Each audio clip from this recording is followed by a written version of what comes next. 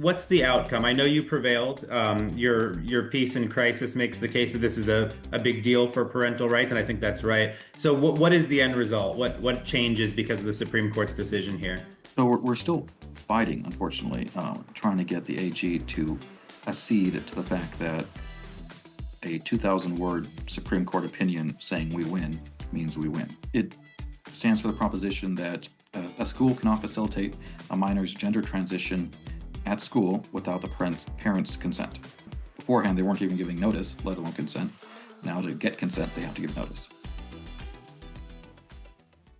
Welcome to the Napa Legal Podcast. I'm Frank DeVito, Senior Counsel and Director of Content at Napa Legal.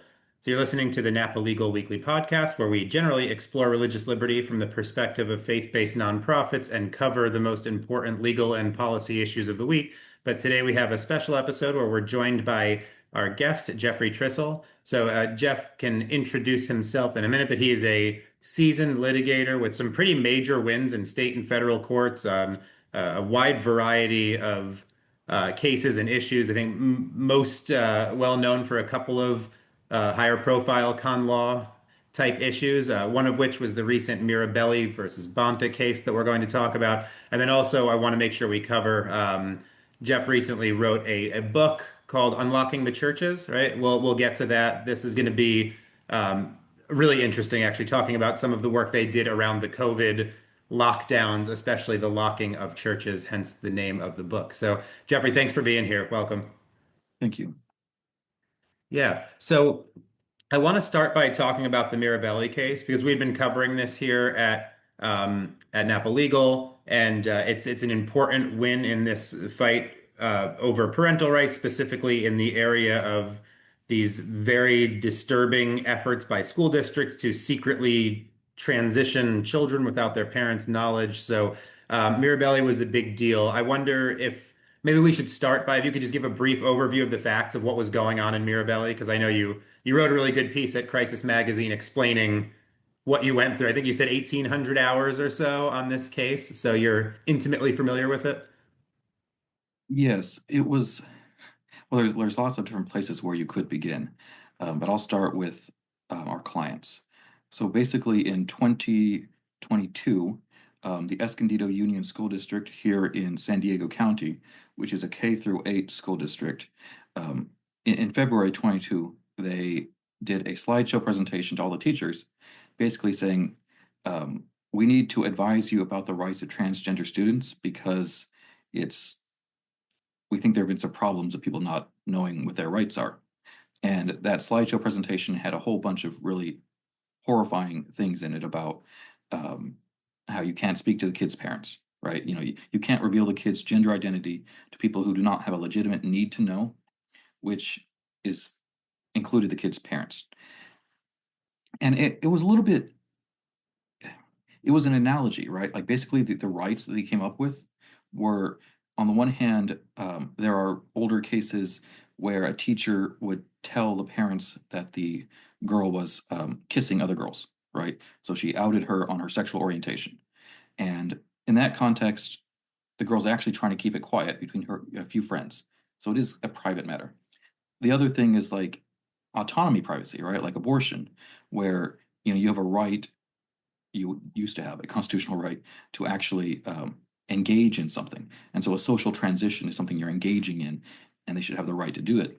But neither analogy worked that well, right? Because obviously, if you have the constitutional right to engage in this activity, and the activity here is access to opposite sex facilities and teams, and the right to essentially force all of your teachers to use your new name and pronouns, well, then you're doing something that's public, and yet they wanted to force it into this privacy thing, analogizing to sexual orientation. And so the teachers here felt really much it's like they intuited that they're essentially lying to the parents if they facilitate the social transition in school and then have to hide it from the parents. And they didn't feel like they could do that. And so they came to us, and then we dug into it and we realized that this was actually statewide policy. And so we filed a lawsuit, and it slowly built up to where we were suing the attorney general. At first, we were just attacking the school district.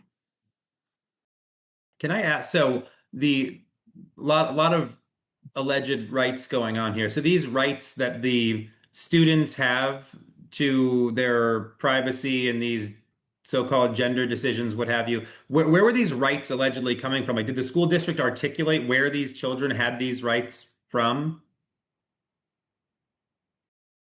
So yeah, that's a rabbit hole, right? Where, at first we only had the slideshow presentation.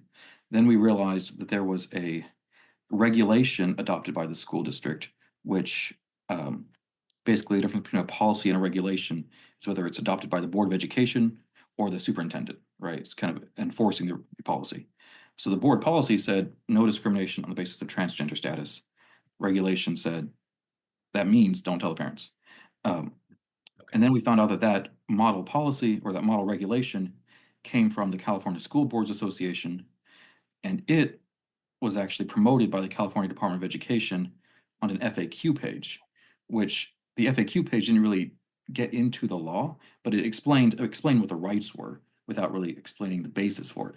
So it took us a lot of digging to figure out what their actual basis for the rights were.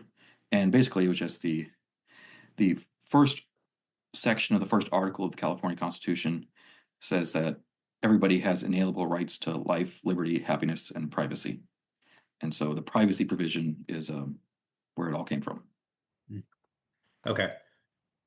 There are a lot of directions I could take that, but as an attorney who's often working with religious nonprofits, I can tell you that I too have unfortunately found that often supposed legal requirements are traced back only to an FAQ page on a state attorney general's charity's website. So unfortunately, sometimes that is where we find rights initiating, but we can move on. So tell me, yeah, what happened? So as this lawsuit started to go up, it was the Mirabelli is it's not a parent, it's one of the teachers, correct? Right. So we had two teachers when we started, Elizabeth Mirabelli, a seventh grade English teacher, and Lori Ann West, an eighth grade PE teacher. And um, they had the Elizabeth had been involved in lawsuits before against the school district, and Lori had been with the union and kind of dealt with grievance issues. So they were both kind of feeling comfortable with this.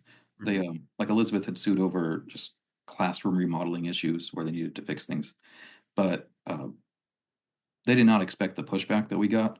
So as soon as we filed the lawsuit in April of 23, they were both put on administrative leave and they never went back to the classroom. And that was surprising to them. And the amount of there were protests at their school. So it was, I mean, obviously, you know, w- one can expect a little bit of political pushback, but this was a little bit more than we expected, and they expected. But and so when we eventually decided to expand the case into a class action, we added more teachers who were anonymous, as well as anonymous parents. So Elizabeth and Lori have always been the face of the case, but we kept everybody else anonymous because of the retaliation they had. Yeah, brave to have California teachers name themselves on a case like this. So I read your crisis piece. I read some of the lower court filings, but the if I have this right, the district court agreed with you, correct, and enjoined the school, and then the Ninth Circuit reversed, and that's how you ended up on the emergency docket in the Supreme Court. Do I have that right? Yes, that's right. Okay. So when did you get the district court? Well, sorry. So take me through the timeline so I know where we are here. I know we just got the Supreme Court ruling a couple weeks ago. Right. We filed the lawsuit in April of 23 Hmm. and immediately moved for a preliminary injunction. And that was granted in September of 23. Okay. And things quickly became a little bit odd in the sense of the the day before our hearing in late August, Mhm. the Attorney General filed a lawsuit in state court against a school district for essentially adopting a parental notification policy. So the AG, well, and it's weird. When we initially filed the lawsuit, it was only against the school district and the California Department of Education. And the California Department of Education has taken similar enforcement actions in the past, but the AG decided to take the enforcement action against the school district, I think because he was not yet in our case, right? And so he was just trying to create conflicting law, it seemed like. Yeah. And he did, right? The state court granted his enforcement a preliminary injunction prohibiting enforcement, prohibiting notification to parents. At the same time, the federal court did the opposite. And there were quite a few cases like that actually in state court enforcement actions. And then after the preliminary injunction, we spent a lot of time trying to get our teachers back into school. They both actually wanted to go back teaching, but we couldn't actually get that to happen. And so then in early 2024, we decided to convert the case into a class action because it was clear that Attorney General Bonta was not, well, we initially hoped that he might settle after the preliminary injunction, and he said no. So we decided to convert it to a class action and try to put more pressure on him, which worked. The day after we filed, the court granted us leave to file an amended class action complaint. We filed a motion for summary judgment, an early motion, because really all the issues are legal. But AG Bonta moved to have that delayed pending discovery. So then we went through a year of 26 depositions and lots of expert testimony and reports. And then we moved for summary judgment again. And in December of 25, the court granted us a class-wide permanent injunction against these policies, against the AG we brought into our case, against the California Department of Education and the California State Board of Education. And then 4 days later, the Ninth Circuit stayed that, and we immediately went up to SCOTUS. Okay. So it went up to the Supreme Court on the emergency docket, which I'll touch on in a second. But so what's the outcome? I know you prevailed. Your piece in Crisis makes the case that this is a big deal for parental rights, and I think that's right. So what is the end result? What changes because of the Supreme Court's decision here? So we're still fighting, unfortunately, trying to get the AG to accede to the fact that a 2,000-word Supreme Court opinion saying we win means we win. But essentially, well, the opinion is alarmingly broad in that it revitalized substantive due process parental rights. You know, in our emergency application to the Supreme Court, we raised those rights, but we primarily relied on free exercise because that felt like the more intuitive direction the court would want to go in. Yeah. But the court very, boldly said, no, the 1920s precedent on parental due process rights is as strong as ever. So that was very interesting. But basically, it stands for the proposition that minors cannot, a school cannot facilitate a minor's gender transition at school without the parent's consent, which, beforehand they weren't even giving notice, let alone consent. Now to get consent, they have to give notice. Okay, great. So then, if I read it correctly, I think when you read this very brief per curiam decision, it focuses on the parental rights, like you said, not the religious exercise rights. So the relief is really targeted at the parents, and the teachers kind of fall off the radar, although they're like the shining stars who made this whole thing go. Is that right? Yeah, that is an interesting piece of irony that when the case first came into across my desk, I immediately did research on the few cases that had been litigated across the country, and the one major win was on behalf of a teacher, and that was essentially a district court preliminary injunction that then settled. But I was watching 2 or 3 other cases where parents had sued and a preliminary injunction was denied, and it was going up to the federal circuit courts. And I thought, I bet our odds are good here that one of those federal circuit courts will rule in favor of parents, and then I'll be able to waive that precedent in front of the judge here. But all of those cases were dismissed on procedural grounds. saying that essentially if the parents don't have a transgender kid, then they're not going to be harmed by the policy, which, is, no, you still have a right. It's called, informational injury. You have a right not to be lied to, and a right to be able to feel like you can trust the information being provided to you by the school district. But then there were also cases that did the opposite, right? That said, well, you already know your kid is transgender, so what do you need from us? And it was like, well, my kid was. And so when we added plaintiffs to our case, parents, we tried to do both, right? We had a family where it was my daughter was identified as transgender, detransitioned, retransitioned, and detransitioned again. So I don't know if she's going to identify as transgender again or not, right? Like, Yeah. I really need to know because she seems to keep flip-flopping. And then we had a family where the girl was persistent in her transgender identity, and basically said, I want you to follow my instructions on how to address this. And so at the end of the day, there were, and then more and more parents' cases that also kept being dismissed on various grounds, Monell liability, et cetera, et cetera. And so it was only because we had teachers here who basically said, like, I literally will be told I will be fired if I don't do this, who have very clear Article 3 standing that they were going to be able to prosecute this case.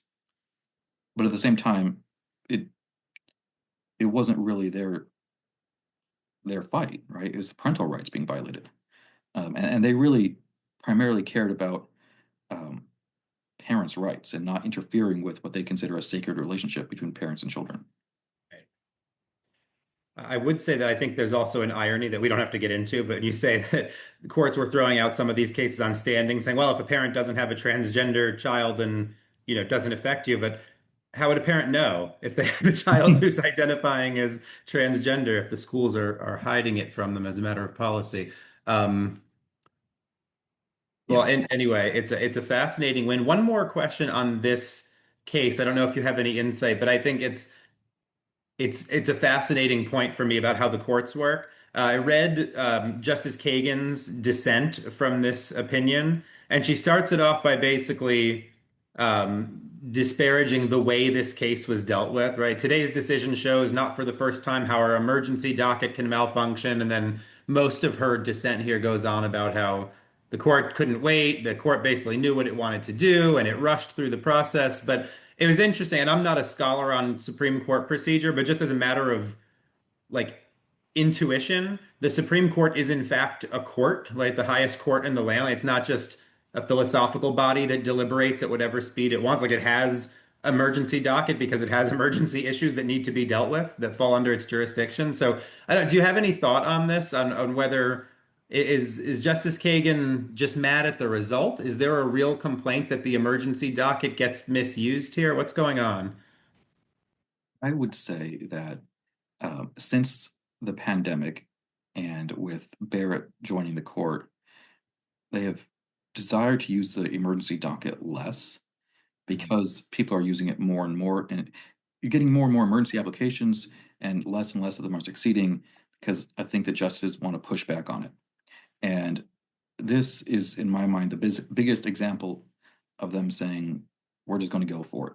And whether it's, procedurally proper or improper, well, they make the rules. So it's obviously proper, right? Yeah. And I guess Justice Kagan would like to keep going in the direction of less emergency applications granted. That's how I see it. But I also tend to agree that there are certain issues that are proper for short per curiam opinions. I mean, to me, this is one where it's not a lot of,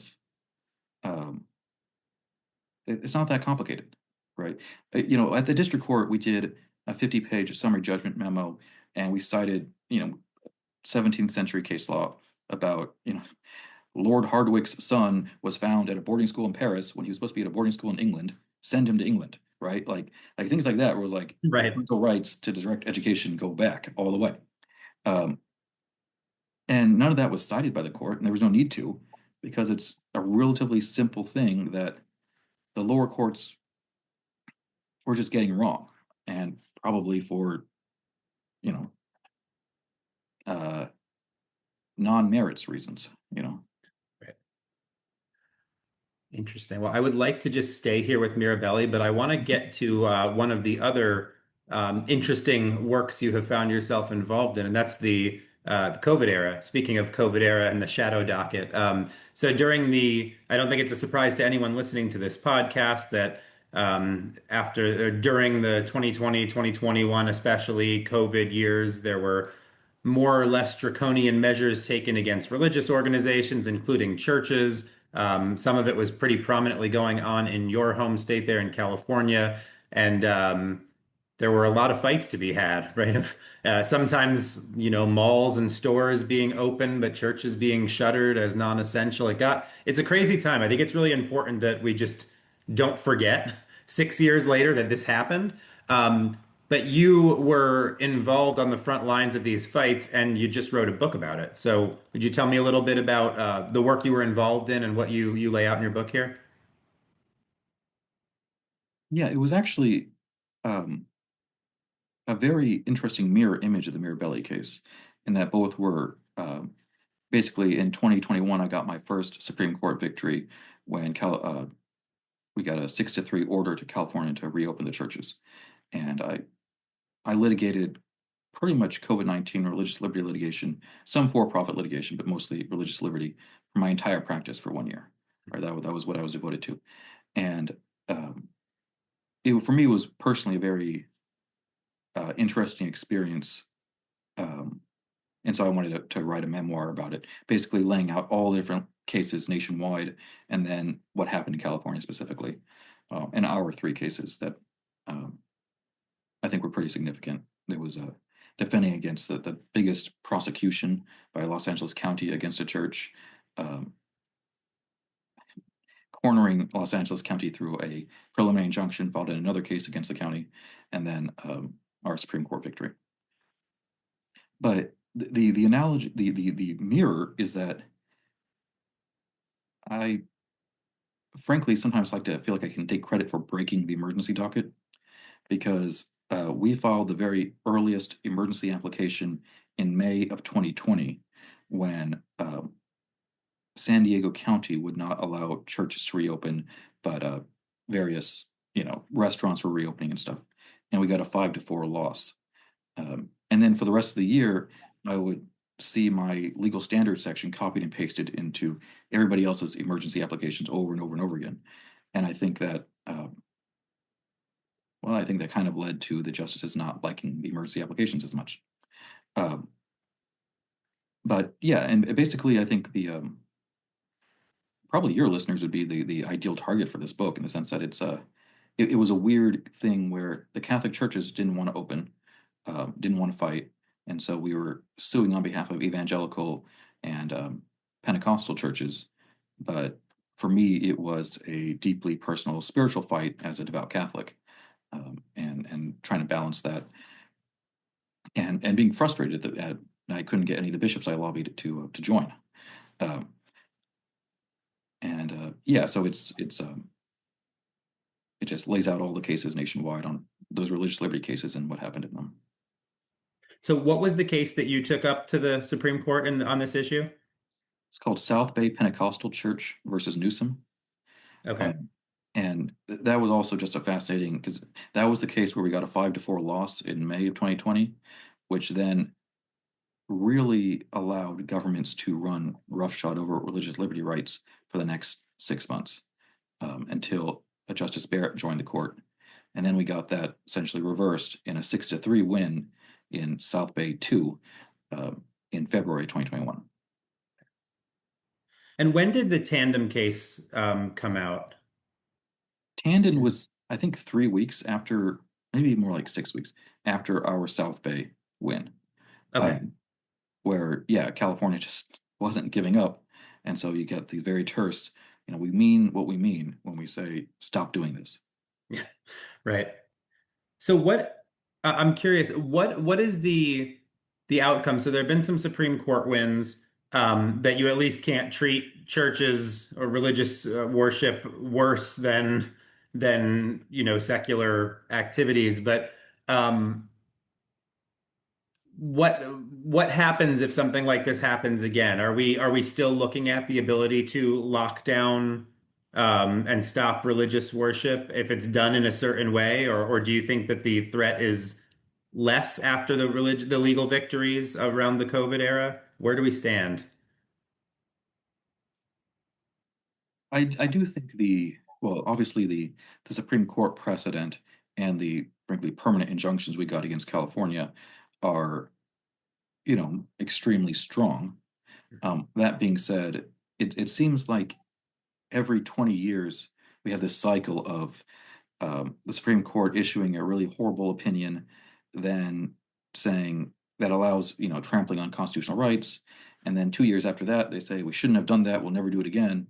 And then 20 years later, they do it again. Right. And well, I mean, the justices don't live forever. So I think when you get new personalities on the court, they might buckle in the face of national emergencies. Sure. So could you, before we close, lay out just can you give me a little bit of the structure? What's in the book? Like what are we looking at chapter by chapter? You don't have to give me all the details, obviously, we want people to read it. But what's in there? Right. So here it is. It's Unlocking the Churches. It's got a foreword by Thomas Brecka, the president of the Thomas More Society, is with whom we litigated these cases.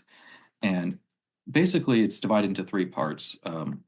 The first is our lead up to South Bay 1, where we're discussing the specific contours of the lockdown, our difficulty in recruiting plaintiffs, and then our very, very fast track to the U.S. Supreme Court. We were our emergency application was denied 3 weeks after we filed our lawsuit in the district court. So it was a lot of all-nighters. Like we would get a denial on a Friday, and then I would work all night and file an emergency application the next morning, right? Saying, I got to open up on Sunday. So we got there very fast. And then the next part is from May to November, when California had, or really the whole country had, free reign to discriminate against religion and defending against the prosecutions, which was a little bit alarming for me personally because I'm, not a criminal lawyer, and a lot of these cases felt like the pastor is insistent that he will not close his church, and the county is insistent that, well, we'll hold you in contempt and put you in prison, right? Like really butting up against each other. And then the third portion is all about the rise to South Bay 2 and our attempts to get California to back off and open the churches. And then throughout, so the story is woven through my personal experience in that year, but also discussing what was happening because across the whole country, because I was tracking literally every single case, and I think my appendix discusses between 50 and 60 cases filed across the country and what was happening in them. So from a legal perspective, if you're a legal religious liberty lover, it's a fascinating book. I also think it'd be great for young people who are interested in going to law school, thinking, is this something for me? Because I really try to write it for the average Catholic, not the lawyer. Yeah, I think it's a really important thing for historical reasons that people who are concerned about what happened around COVID would do well to remind themselves of the fights that had to happen for very basic rights, like being able to open your church. So I'm glad you wrote it. So from fighting to open up churches in California to this win in Mirabelli, you've really been involved in some fascinating frontline stuff over the years. Is there anything else that you'd like to highlight? Things you're working on, cases you're watching, trends before we close? Well, so I do all my religious liberty work through the Thomas More Society. If you need any help in California, reach out to them and they'll direct you to me. But we got definitely interesting things in the next couple of years coming up from SCOTUS. And I think my big case, Mirabelli, that I've been working on will now be winding down. Not quite sure what I'll be doing next, but definitely want to keep fighting. Yeah. Well, we appreciate the fight, and we are the Thomas More Society lawyers are friends of mine and of Napa Legals. So always good to meet the good folks in that orbit, fighting alongside them. So Thank you for all you're doing. And yeah, please keep in touch, keep us updated. If you're working on anything else, you're welcome back on. Thank you. Great. Will do. All right. Well, with that, thank you to our listeners for joining us for this episode of the Napa Legal Podcast. As always, if you enjoy the content that we're putting out, we appreciate it if you like and subscribe on YouTube, Spotify, or wherever you happen to be listening from. If you want to check out the work that we are continuing to do, our events upcoming, all of the programs that we're working on, you can always keep up with us at napalegalinstitute.org. Highly recommend that you read Jeff's article at Crisis Magazine on the Mirabelli case. Do you know the title off the top of your head? I'm sorry, I just had it up and now it's gone. It's behind the scenes, the Mirabelli versus Bonta win. Here we are. Yes. Behind the scenes, the Supreme Court protects parental rights. And then your new book with Sophia Institute Press, Unlocking the Churches. So, yeah, thank you for all you're doing. And thank you to our listeners for joining us. We hope you'll join us next week as we continue to highlight and discuss some of the most important ongoing legal issues that affect religious freedom and particularly the work of faith-based nonprofit organizations. So we'll talk to you next week. Thank you for joining us, and God bless you all.